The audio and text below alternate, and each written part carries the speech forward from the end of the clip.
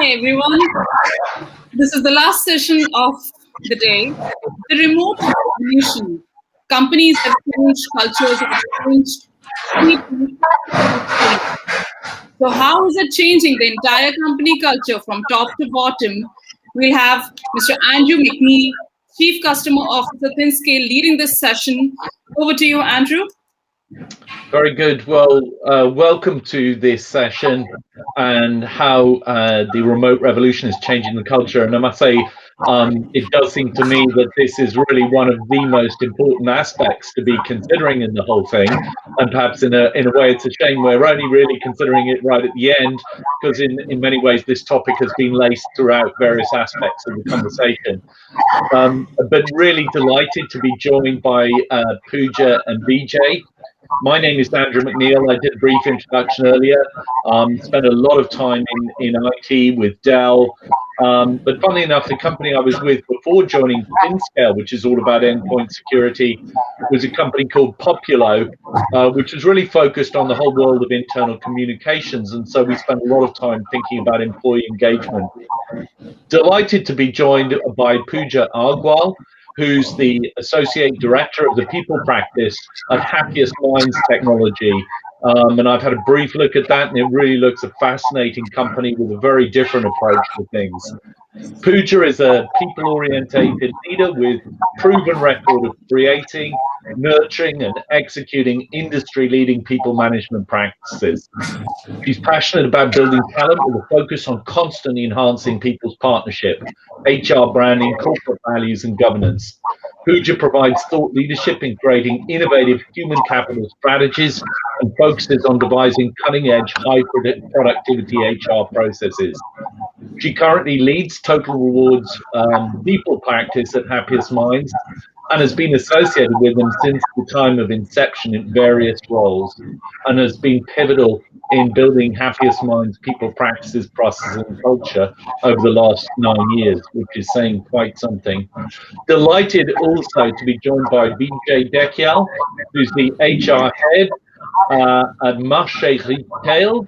So I'm delighted to have some French injection here, if I've understood it correctly. Vijay has 14 years of diversified industry exposure of FMCG, manufacturing, and IT, and brings transformational business HR experience of both multinational corporations and is a promoter-driven organization environments across the region. And he currently leads the HR for La Marche, the premium gourmet retail piece. So I think one of the big questions for us as we come out of what I would consider is this sort of enforced global work experiment is, what is the shape of work from home post-pandemic, particularly in India? And what are the implications? What percentage of the workforce do you think will continue to be work from home? Puja, would you like to start off and kick that one off for us? Thank you, Andrew. Thank you for a warm welcome. So when the pandemic had started, it was settling down into new normal. People were not used to work from home, at least as a culture in India, while many companies have been providing that. But it wasn't the norm as such. People started settling down into new normal, but eventually people started also realizing the silver lining by getting more time for family, developing, saving time on traffic, which is one of the biggest hurdle in India, right? And spending time on their hobbies and so on, and slowly started settling down and adopting it very well. Organizations also looked at the benefit for them in terms of saving on operational cost, saving an infrastructure cost, and so on. So it eventually became a win-win situation to some aspect for organization as well as for employees. But now things are changing. Now we have the vaccine available. It has been now, it's now available in the market, and companies are now creating task force. There have been task force related to work from home. Now there are task force being created for work from office. So now the planning and the strategizing has started to bringing back people to office. Now, again, the question is to what extent companies want people to come back to office. Now, with that respect, the different variations going in the market. There have been early adopters with respect to work from home permanently. In that case, work from anywhere. right? There's some companies, when the pandemic started itself, had given their employees an opportunity to choose among the options of work from anywhere, take a pay cut, work out of base location, but work from home only, or work out of office in the future. So those kind of discussions already started much at the beginning of the pandemic itself, within 2 to 3 months of the beginning of the pandemic. Now it has evolved in the last 1 year, where different concepts are coming into the market industry. Work from anywhere concept, it may not be possible for companies, some of the companies, to adopt work from anywhere concept completely, but companies are investing time in understanding, are there particular roles which can get converted into work from anywhere concept, rather than the complete entire workforce getting into work from home model. There are bigger companies like TCS who has already announced that by 2025, their 75% of workforce will be remote, right? So there are different variations which is likely to come up. There are early adopters in the market with respect to this. The next 2 years is going to be very crucial, where companies will be very lenient in their work from home approach, where more than 50 to 70% of the workforce will continue to work from home, given that it again requires a settling down time for them to come back to office and start working. Right. So it is going to likely to continue for another 2 years. And after that is when there will be another trend of complete hybrid workforce. There will be companies who may adopt, say, 2 days work from home approach. There may be companies who may identify certain roles which will be completely work from home. Companies may devise certain policies where if you want to work from home, take a pay cut, or a completely different compensation structure around it. So this is still evolving, but definitely this is the future. And definitely looks like it is to be more than 50% of workforce, which is likely to work from home in the coming future. Yeah, very good, Puja. Thank you so much, Vijay. Yes. Hello. Good afternoon. Good afternoon. Yeah. So ours were a little different because we come from the retail background. So when we retail, we were on the front line. So we were serving the society even when there was the lockdown happening. So we initially started with 100% of, in fact, it was 100% of work from home wherever it was possible. But most of our staff were on the front line sales. So it was more of serving the society per se. So that's how it started. Now we have moved back to around 50%, and we would continue to be with 50% of the workforce management working from home, and it should remain at 50%. We don't see it getting lower than that. However, but wherever it has been possible. But most of the staff had been into the frontline sales. So when we are talking about the frontline sales staff, there's where the profound difference is, where we see that for the frontline staff, it work from home for the people who are working at the head office. They might think that's an extra perk that has been given to the head office employees. So that's one of the challenges that we foresee when we have gone for the work from home model. Yes. Yes. Well, my son has just started in retail, Vijay. So absolutely, he's right at the front line of it. I think also what was interesting to me is talking to some of the CIOs of some of these really big outsourcing companies and hearing they're thinking about 50% globally right across their estate. Obviously, it varies significantly from geography to geography. But and the other interesting one was Google, where I was talking to them in January, and they were adamant that nobody was going home in January of 2020, that they wanted everybody in call centers. They didn't want anybody to go home. They want to be able to supervise everything. And then by July, 23,000 people had to go home, and they were committed from there on for 40% of their workforce to be at home from there on. So it was a fascinating, complete mind shift. So I think that brings us then really to the next issue. In the midst of this massive change, how can the people in our audience shape an effective culture and achieve effective employee engagement? So Puja, to what you and I were talking about beforehand, how can you get to that good quality EX? What are the things you can do to build culture and build engagement? So EX has always been the center stage for any company. Now, with the pandemic and with a remote working workspace kind of thing, now this has again taken a much more importance in all the organization, right? When it started, people were settling down to new normal, and then eventually it started a burnout. There was a fatigue settling down. Social isolation was creating problems for people and so on. So it became much more important for organizations to focus on how do they keep their employees engaged and motivated. Everyone was forced to adopt technology. That's become the norm now. Everything is digital. Even the government has made a lot of amendments to ensure that work goes as usual. This comfort level given to customers, right? So goes with the companies as well, right? So that's what is happening around companies, where they are inventing different ways of using the technology at its best to ensure the employee engagement is at a very high level.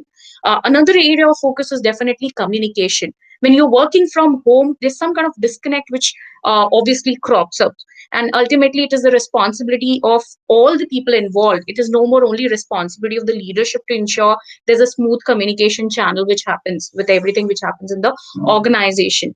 Organizations have invested heavily on the next line managers, because now the responsibility is not to ensure only productivity of their reportees, but also their mental well-being, to ensure that they are resilient. So these are certain additional responsibilities given to the managers, because they are the biggest touch points now for the employees, more than the leadership or more than HR in that case, or anyone else. So a lot of responsibility lies on the next level managers, and hence the management is also ensuring that the next level managers are enabled with the right set of information required about the growth of the organization or what lies in the future. So that's one way of ensuring that all the threads are attached and working together. Another aspect is definitely camaraderie, which makes your workplace to be that, yes, I have friends at my workplace. Now, with the social isolation and digital way of being around, a lot of people find it difficult to connect with people. Though those water cooler discussions, your corridor discussions, are something which is missing around. So a lot of investment is happening from organization standpoint to give that kind of effect in whatever way possible, so that people can connect with each other formally or informally. There are a lot of mechanisms, either in terms of your stand-ups or a weekly catch-ups, or informally connecting or calling up people and having a chai session in that case, or something like that, to ensure that there's some kind of connect which is going on continuously to continue that rhythm of people connect. So these are some of the important measures which makes even a small difference, but goes a long way to get the engagement or the connection which we are looking for. So, Vijay, as I turn to you, you touched on something that potentially would be challenging with the whole head office frontline staff. Does it become a perk, that kind of thing? And also, I'd be interested, as you talk about the culture, how do you measure? How do you understand what it really looks like, as opposed to what you wish it would look like? Okay, so when we are talking about when we initially started after the lockdown, we ensured that we had one-to-one connect with all our staff, our teams. We had regularly been connecting with all our team members across all locations. We ensured, so what we did was we got the digital app platform in place, wherein we would be able to leverage the digital platform in connecting with our employees.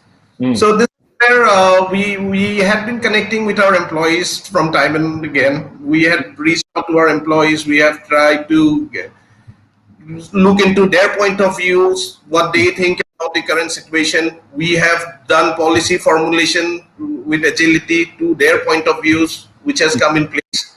So overall, it has become more of an as an organization which has been focused now with the current situation. I mean, while we are fighting with the pandemic and now the situation is being, we are working together in terms of making a better workplace. So when we are talking about measuring, how we going to measure the entire, it is more of an employee satisfaction. So we could reach out to their families. We can reach out. It is more of an extended family to us now. Well, very good.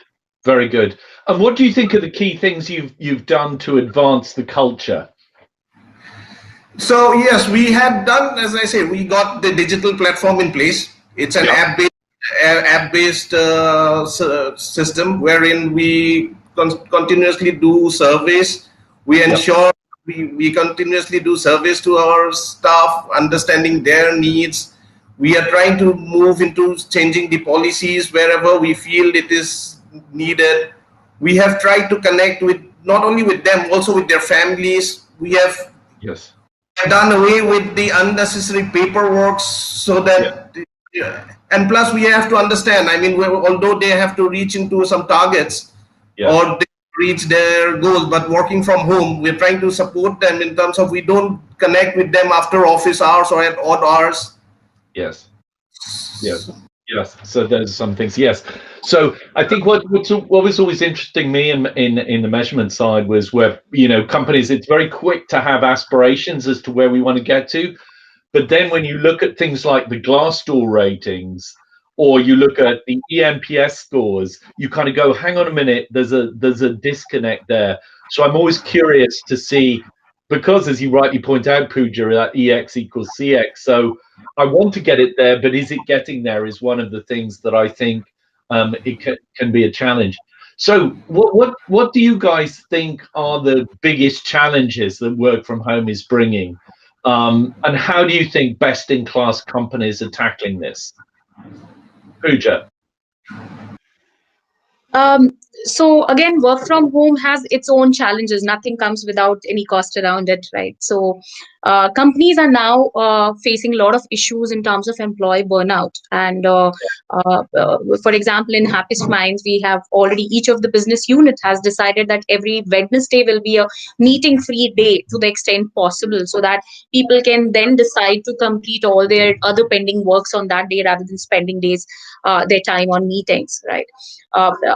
Another important thing which has very recently come up is a multi-employment issue rather than a dual employment issues. Now, because you're not supposed to work out of office, so it's your virtual presence which is required everywhere. So another thing which is cropping up is where people are taking up offers from multiple companies and joining those companies as well. So this is again becoming a very, very important issue which organizations needs to evolve. We need to look at what are the legal ways of resolving these issues where people are taking up multiple employments. And another issue again definitely is of the mental well-being, which started with the work from home, and it will continue for some more time. And companies have invested, in fact, Happiest Minds also have invested rightly in employee assistant programs, your doctor teleconsultation, driving different initiatives, which is very, very relevant in the current situation, whether we talk about digital well-being, we talk about emotional well-being or mindfulness, and so on. We're also ensuring that we are involving family members to the extent possible, because again, that's very important. And it also gives us an opportunity because everything's happening digital. So anyone can participate from anywhere, right? So we're ensuring to the extent possible, family also gets to understand the culture of the organization. And hence it brings in and enhances that connection which we have with our employees and hence the extended families, right? So these are some of the problems and these are some of the ways which we are taking up to resolve the ongoing issues with work from home. So Vijay, what do you see are the biggest challenges? Challenge that we see is that's the connect with the peers, and the connect with the organization. That was the biggest challenge. Initially, of course, everyone was high spirited. It's a new work environment. Everybody was working really fine. But when from home extended, the connect to the peers and the organization went somewhere lost. Yeah. So that we see, and then when we are all at office and everybody's working off an office setup, the kind of ideas that brings out in the table, that gets lack, that somewhere gets hindered because you are not connected, and we are not sitting together in an office space, we are not sitting face to face with people in the organization.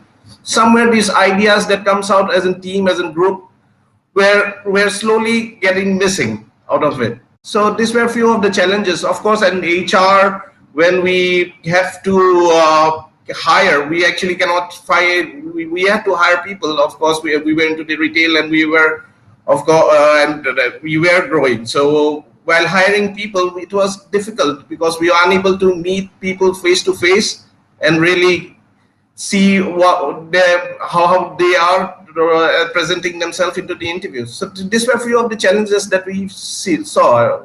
Very good, very good. Yes, and I must say, Puja, I love your idea of a meeting-free day. I think that's one that everybody could. Now, I think it'd certainly be a challenge in my organisation to put some boundaries around that, but I think it's a really, really good idea. And a necessary one to create the space. Otherwise, you just end up jammed with Zoom calls back to back. But Vijay, the points you were making there, I think, bring us on to another important topic that Shavik Banerjee from Tata was referring to earlier, the complexity and the difficulty of collaborating effectively. Vijay, what are your reflections on how are you getting your execs to collaborate and your teams to collaborate well in a work from home environment?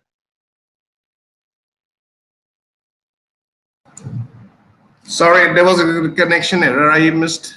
So I was asking you how you get your teams to collaborate effectively. Okay, yeah. So we in fact what we did was we understand. I mean, it was not possible. We have multiple store locations, so we ensured whenever there is a meeting, anything, which we ensured that we need not meet at the head office or the regular office. We could plan to meet up at the nearest store location, which is convenient for everyone. So that was.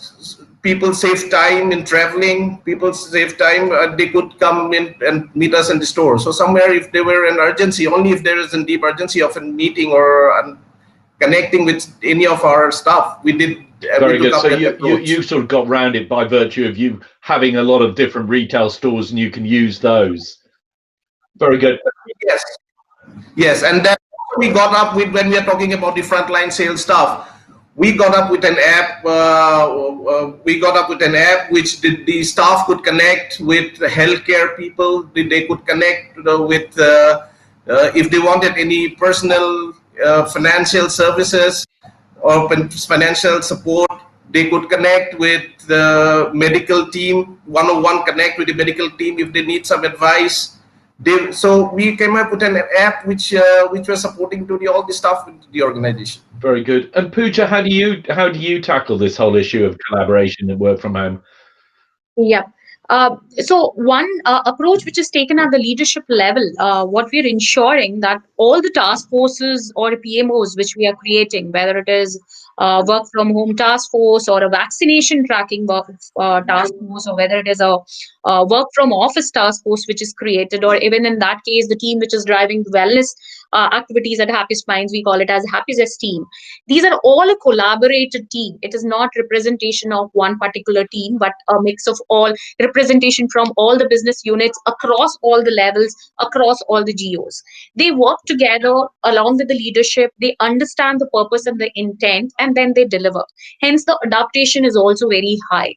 That is in terms of the org level initiatives. Apart from that, on a day-to-day business operations perspective, each of the business unit has set up their rhythm. They have their daily sync up meetings at a leadership level happening, and then it percolates down to the project level as well.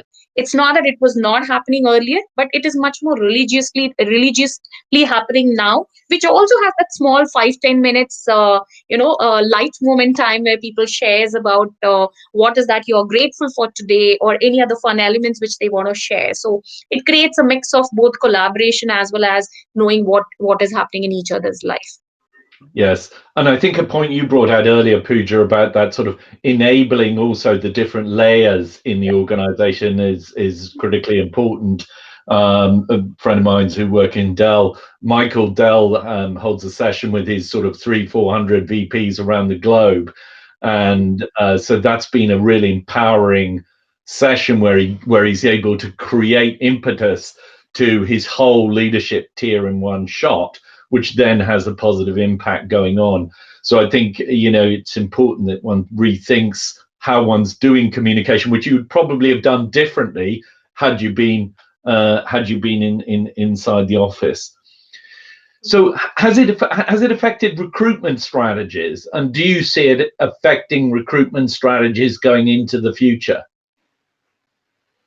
Puja. Yeah. Recruitment strategies, again, digital is the way forward for recruitment as well. A lot of companies have also started doing their campus hires completely digitally. And again, the pandemic gave them an opportunity to use this full-fledged.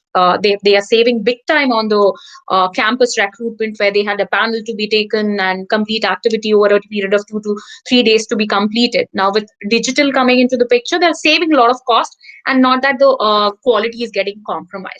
There are various tools also available in the market currently, which helps us at different stages of the recruitment process, starting from the screening or the sourcing and so on. There are a lot of right. So that ways it is evolving. There are different challenges still for the recruitment sector to look at how do they solve it. Primarily, like I mentioned about people holding multiple offers, which is not the new thing, but people already employed with multiple companies and still taking up a job. So this is the biggest risk which recruitment team has to foresee and look at how will they solve these kind of problems. And this is just a byproduct of working from home, the results coming out of it, and we don't know what else will come out. People are smart enough to find out loopholes and to use it to their best. So I feel for the recruitment team, at least this is again a blessing in disguise, where they will be able to leverage their managers. Usually, if you see in IT companies, you will see some kind of reluctance in terms of adopting technology for everything in recruitment, whether it is a interview process or a screening process. But again, the pandemic has given that opportunity because we don't have a choice. So it's again a blessing in a disguise. But definitely there'll be some repercussions of this, where people will identify the loopholes and try to use it for their advantage. And so we must be prepared for that. And I'm sure technology will have solution for that as well. Very good. Vijay. Yeah, I agree to Puja. Yes, recruitment digital would be the way how we go ahead with the recruitment process.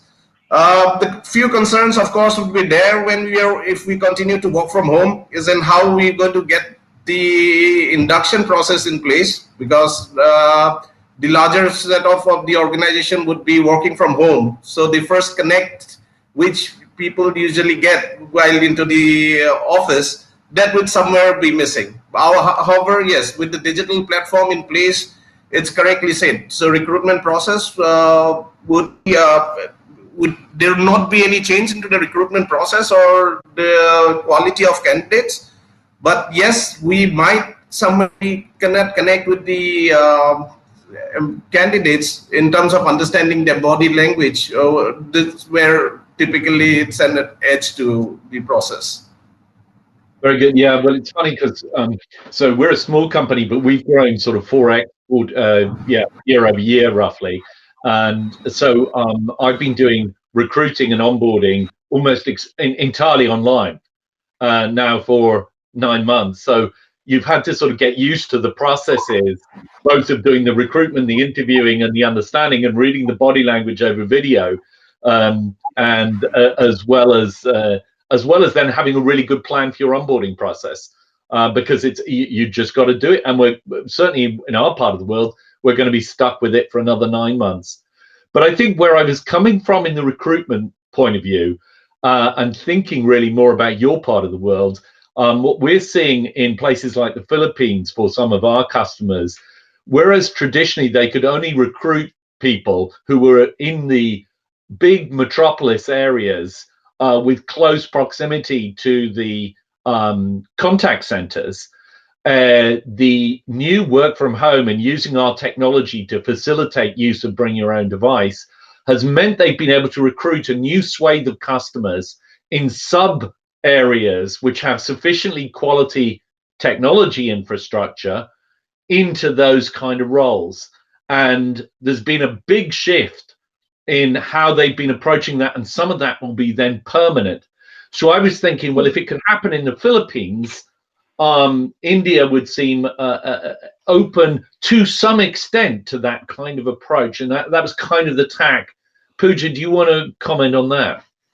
Yeah, definitely. That's where work from anywhere concept is what is picking up. A lot of companies are identifying the critical roles which can be work from anywhere model, right? Millennials are very happy if this comes their way. Yeah. They can work out around all the world, roam around and still work. One day they are working out of home, second day they are working out of a beach.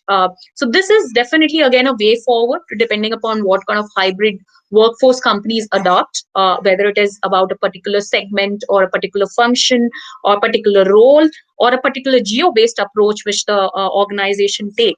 But again, this is something which is going to be beneficial for the industry as well as for the organization, because again, now you are not limited to certain segments to pick up the skills which you are looking for. Your market has expanded drastically, which will give you a cost advantage as well in some of the other forms. So this definitely is the way forward. Good. Vijay, any comment on that? Yeah, so yes, in fact, if we speak about even when it was a lockdown, most of the employees which were there had started working remotely. I mean, the people were not actually in the particular set of locations. Everybody had started moving back to their hometowns. They started working from their hometowns. And yes, we during the time of hiring, when we have hired and we have ensured that these people, there was lockdown. There were no possibilities of those new employees to come to the office, or neither were we starting our office. So they will still continue working from their particular location, whether it be south of India or it's of some other part of India. They were still continuing working with us from those remote locations. A member of the audience has asked a question, so let's take that question. They've said, what about the organizations that are making individuals work literally 24/7, since there are no regulations around work hours, especially in India? How is that being tackled? Puja. Again, this is the issue of burnout. Some of the companies are consciously realizing that there is burnout and fatigue settling, and they are drawing the lines, like I mentioned, about no meeting Wednesday, having a time zone that there will be no meetings after 9 p.m. IST to the extent possible, and so on. Again, if there are, again, to the very recent labor law code changes, which is likely to happen effective April, that also has some aspect of overtime included in that. We are still to get a lot of clarity around that, on the applicability of it in the IT sector. Since I belong to IT industry, I'm talking about IT sector. If it comes into the IT sector, then the organizations will again have to rephrase the way we work in terms of what are the working hours, and how do we allow people to work beyond working zone, and so on. So it will, some of the regulations like that will automatically put some structure around it. And I'm sure that organizations who are taking the advantage of this fatigue will also reflect in their attrition in the coming days, because market is also opening up. It is nowhere as it was in the beginning of the pandemic. So eventually it will start hitting the organization, and which is where the organization is trying to take the advantage of work from home. It will eventually hit them back, and they will have to look at these aspects, because now, and with the pandemic, one thing which all the organizations have realized and taken as the most important thing is their people. If they don't care for their people, their business sustenance is very difficult. Yeah. Vijay. Yeah, rightly said. Yeah, it's rightly said. So I believe there has to be a very fine outline of the task, and we have to have the task outlined basis the short term and the midterm or midterm task, how we plan for it, with considering the light of changing of time. So it is important that there is a thorough detailing of the task. And also there has to be proper alignment of the expectations given the current situation. So the task would be very important. How you would plan up the task, plan for both short term and long term, and then also having proper alignment so that we don't enter the personal space of our employees. Very good. Very good. Good. I think we're just about coming up to the end of our session. Any final comments either of you would like to make on this?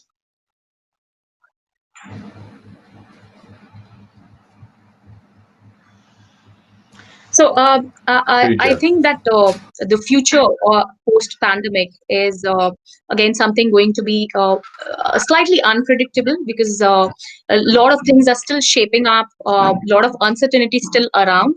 Again, that gives the opportunity to most of the companies to try out new things, breaking their own rules, right? So a lot of wait and watch. A lot of companies will be in a wait and watch mode to try out new things. A lot of the companies will pioneer and try out new things, like work from anywhere, or giving exclusive benefits to their extended family members, and so on. So definitely something new is going to evolve with a hybrid workforce, which will have both pros and cons for individuals, organizations, and the society. Vijay. Yeah, and I would say contingency is the second word that comes up with this. So considering the current situation, we have already seen what had happened last year. So plan B would be to outline the task for our employees so the business doesn't. So whether it be any task, whether we are outlining it for our employees or anything, the plan B is most important. Yeah. At this. Yes. Yes, and I think it is. It's been a massive enforced experiment upon the whole world simultaneously. It lasted, I think, so much longer than any of us had really properly anticipated. It looks like it's got quite a long way further to go, and I think the best-in-class companies will be trying to learn as best they possibly can how to work in these challenging environments and optimize the structure and setup so that actually it becomes a benefit rather than purely a problem to be dealt with. And then will be, how do we move into that blended environment which facilitates everybody. So I just want to say thank you so much to everybody. I want to thank Puja and Vijay for being with me here on the panel. Really appreciate both of you and your insights. It's been really fascinating to hear what you have to contribute. So thank you both very much. And Shalini, I'll hand back to you now. Thank you, Vijay. Thank you, Puja. Thank you, Andrew. You know, you don't really expect last sessions to be so exciting, but this one was very energetic. And, you know, Puja was absolutely right. Millennials they're really happy. We don't want to work anymore from home. I think we're going to work from the mountains next month. So yes, you were absolutely right about that.